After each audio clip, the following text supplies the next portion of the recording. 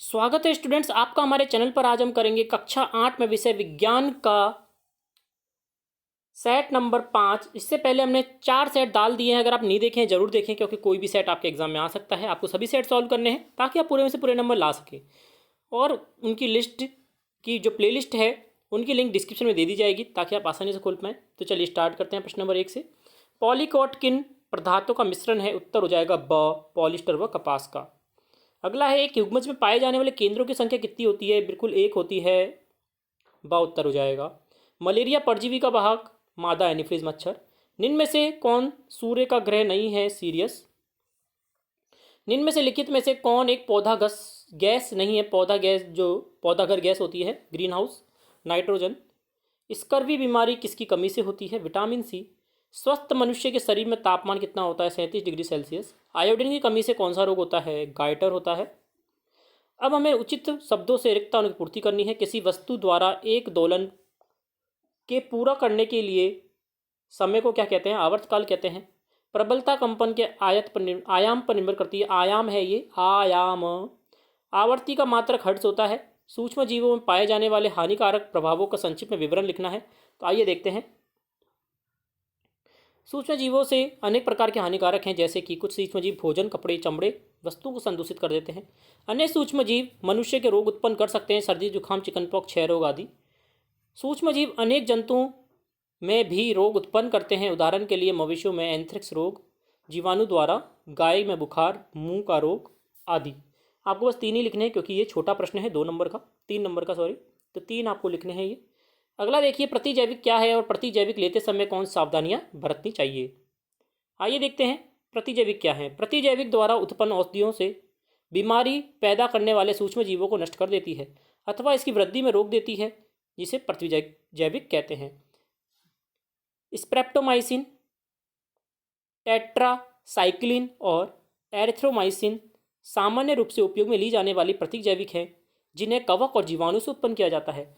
लेते समय सावधानियां कौन सी बरतनी चाहिए? पहले डॉक्टर की सलाह पर प्रतिजैविक लेनी चाहिए और प्रतिजैविक दवा का कोर्स पूरा करना चाहिए। अगला प्रश्न देखिए, राणा गर्मियों के लिए कमीज खरीदना चाहता है, उसने सूती कमीज लेनी चाहिए या संश्लेषित? कारण सहित बताइए। उसे सूती कमीज लेनी चाहिए। सूती कमीज लेनी चाहिए क्योंकि सूती कपड़ा ऊष्मा का कुचालक होता है। यह हमारे शरीर में बाह्य ऊष्मा को प्रवेश नहीं करने देता। इस प्रकार से हमारे शरीर को ऊष्मा से बचाता है। और सूती कपड़ों में पसीना सोखने वाली की क्षमता होती है, जिससे हमारा शरीर ठंडा रहता है। और संश्लेषित कमीज न तो पसीना सोखती है, न ही छिद्रयुक्त होती है। अगला प्रश्न देखिए, जहां तक संभव हो प्लास्टिक के उपयोग से बचिए, ये कथन पर सलाह दीजिए।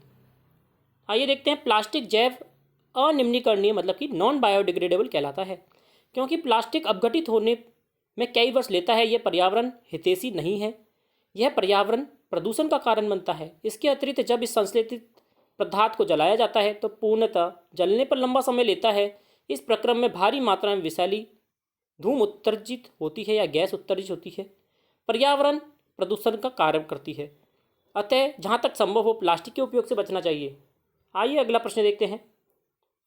अपने स्थानीय क्षेत्र में हरियाली बनाए रखने के लिए आप किस प्रकार का योगदान दे सकते हैं? अपने द्वारा दी जाने वाली क्रियाओं की सूची बनाकर तैयार कीजिए। आइए देखते हैं।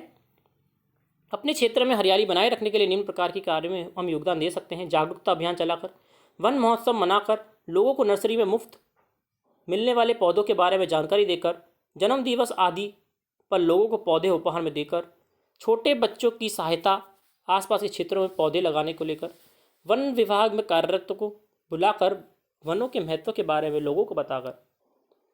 अगला प्रश्न देखिए, खिलाड़ी कीलदार जूते जिसको स्पाइक्स कहते हैं क्यों पहनते हैं? व्याख्या कीजिए। 17 का उत्तर देखते हैं।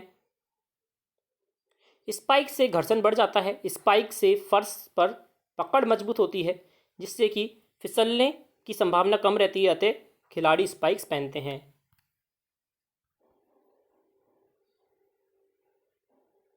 अगला है, वर्णन कीजिए। घर्षण प्रकार शत्रु और मित्र दोनों हैं। घर्षण मित्र भी है और शत्रु भी है, यह हमें बताना है। देखिए पहले देखते हैं घर्षण शत्रु क्यों है। घर्षण के कारण गति करती हुई वस्तु की ऊर्जा में काफ़ी मात्रा में ऊष्मा ऊर्जा के रूप में व्यर्थ चली जाती है। घर्षण बल वाहनों जैसे बसों, ट्रेनों, हवाई जहाज़ों, रॉकेटों आदि वेगों को निश्चित सीमा से आगे नहीं बढ़ने देता। घर्षण के कारण मशीनों की दक्षता का ह्रास होता है। घर्षण बल के कारण मशीनों की गतिमान भाग घिस जाते हैं। कभी कभी विभिन्न गतिमान भागों में घर्षण के कारण मशीन जल जाती है। घर्षण मित्र क्यों है, देखते हैं। घर्षण बल हमें पृथ्वी की सतह पर चलने में सहायता करता है। घर्षण की अनुपस्थिति में हमें चलने के बारे में सोचा भी नहीं जा सकता। कागज की सतह व पेन के शीर्ष के मध्य घर्षण बल हमें लिखने में सहायता करता है। तेलीय अथवा चिकने पृष्ठ पर लिखने में कठिन होती है क्योंकि घर्षण अभाव होता है। वाहनों के पहियों व सड़क के मध्य घर्षण बल वाहन को रोकने में सहायता करता है और उस पर ब्रेक लगाने में सहायता करता है। अगला देखते हैं, पेट्रोलियम निर्माण के प्रक्रम को विस्तार से समझाना है। आइए देखते हैं उत्तर। पेट्रोल निर्माण का कैसे होता है। पेट्रोलियम समुद्र में रहने वाले छोटे छोटे पौधे और जंतुओं के अवशेषों में विघटन से बनता है, जो लाखों करोड़ों वर्ष पहले समुद्र में दब गए थे। समुद्र में रहने वाले छोटे जीव मरने के पश्चात डूबकर समुद्र की तली में बैठ जाते हैं और धीरे धीरे रेत या मिट्टी से ढक जाते हैं। समुद्र में गहरे दबे हुए जीव अवशेष दाब तथा ताप के प्रभाव से बैक्टीरिया की उत्प्रेरक क्रिया के कारण धीरे धीरे हाइड्रोकार्बन में परिवर्तित हो जाते हैं, जिसे हम पेट्रोलियम भी कहते हैं। जीव अवशेषों का पेट्रोलियम परिवर्तन ऑक्सीजन की अनुपस्थिति में होता है। इसमें लाखों वर्षों का लंबे समय लगता है। अगला प्रश्न देखते हैं, हमें कागज की बचत क्यों करनी चाहिए। उन कार्यों की सूची बनाइए जिनके द्वारा कागज की बचत कर सकते हैं। आइए देखते हैं प्रश्न नंबर 20 का उत्तर। हम जानते हैं कि 1 टन कागज प्राप्त करने के लिए 17 विकसित पौधों को काटा जाता है या वृक्षों को काटा जाता है। अतः हमें कागज का पुनः चक्रण कर वनोन्मूलन को कम कर सकते हैं। कागज को पुनः चक्रण कर 5 से 7 बार तक काम में लिया जा सकता है। यदि कागज को अधिकतम बार पुनः चक्रित किया जाए तो 1 वर्ष में अनेक पौधों को बचाया जा सकता है। आइए अगला प्रश्न देखते हैं, प्रश्न नंबर 21। अवशोषित गुब्बारा दूसरे अवशोषित गुब्बारे को प्रतिकर्षित करता है, जबकि अनावेशित गुब्बारे द्वारा आकर्षित किया जा सकता है। व्याख्या करनी है। प्रश्न नंबर 21 का उत्तर देखते हैं। सजातीय एक ही प्रकार के आवेश एक दूसरे को प्रतिकर्षित करते हैं, जबकि विजातीय जो कि विभिन्न प्रकार के अवशेष होते हैं वे एक दूसरे को आकर्षित करते हैं। इसलिए 2 अवशेषित गुब्बारे सजातीय होने के कारण प्रतिकर्षित करते हैं, जबकि एक अवशेषित और एक अनावेशित गुब्बारा विजातीय होने के कारण आकर्षित करता है। यही कारण था। अगला देखिए, तारामंडल क्या होता है। किन्हीं 2 तारामंडल का नाम लिखिए। 5 नंबर में दे दिया है, जबकि ये 3 नंबर में आना चाहिए था। बिल्कुल छोटा सा उत्तर होगा। तारामंडल उन समूह को पहचानने योग्य आकृति बनाते हैं। जो तारामंडल उन समूह को कहते हैं जो पहचानने योग्य आकृति बनाते हैं, उन्हें तारामंडल कहते हैं। इनके 2 नाम है, सप्तऋषि मंडल और ओरायन। अगला प्रश्न देखिए, यदि गेहूं के खरीफ की फसल में उगाया जाए तो क्या होगा, चर्चा करनी है। और खरपतवार क्या है और नियंत्रण कैसे कर सकते हैं, वह भी बताना है।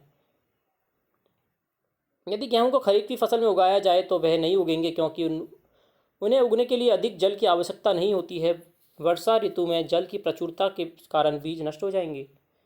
और खरपतवार क्या है। खरपतवार वे अवांछनीय पौधे हैं, जंगली पौधे हैं, जो खेत में बोई गई फसल के साथ अपने आप उग जाते हैं। नियंत्रण कैसे कर सकते हैं, इसके लिए खेत की निराई करते हैं। इस प्रक्रिया में पौधों को खेत में से हटा देते हैं और खरपतवार हटाने के लिए निम्न विधियों का काम में लेते हैं। अपन को निम्न विधियां नहीं लिखनी है, हमको सिर्फ ये बताना था, इसलिए हमने जितना पूछा है उतना ही बताना है हमें। अगला देखिए, एक दोलक 4 सेकंड में 40 बार लुढ़कता है, तो आवर्तकाल तथा आवर्ती ज्ञात करनी है और शोर और संगीत में अंतर बताना है। तो दोलक वाला प्रश्न देखते हैं पहले। देखिए, हमें पता है आवर्ती बराबर क्या होता है, दोलन की संख्या बटे समय। दोलन की संख्या 40 दे रखी है और समय है 4, तो कितना हर्ट्ज आ जाएगा, आवर्ती आ जाएगी 10। तो आवर्तकाल क्या होता है, 1 बट्टे आवर्ती होता है, तो 1/10 हो जाएगा उत्तर। तो 0.1 सेकंड उत्तर हो जाएगा। अब देखिए, शोर और संगीत में अंतर देखना है। यह अप्रिय होता है शोर, ध्वनि प्रिय होती है। संगीत प्रिय होता है, प्रिय ध्वनि है। यह कष्टप्रद होता है शोर, और संगीत सुखद होता है। शोर क्या करता है, स्वास्थ्य संबंधी समस्याओं का कारण बन सकता है, और संगीत स्वास्थ्य संबंधी समस्याओं का कारण नहीं बनता है। तो ये अंतर हो जाएगा। तो स्टूडेंट्स, ये था हमारा पूरा पेपर, कक्षा 8 विज्ञान का वार्षिक परीक्षा का पूरा सॉल्व डिटेल में, ताकि आप आसानी से सभी सॉल्व कर पाएँ और अच्छे से अच्छे नंबर पाएँ। तो जुड़ रहिए चैनल से, लाइक करें, शेयर करें, सब्सक्राइब करें। धन्यवाद।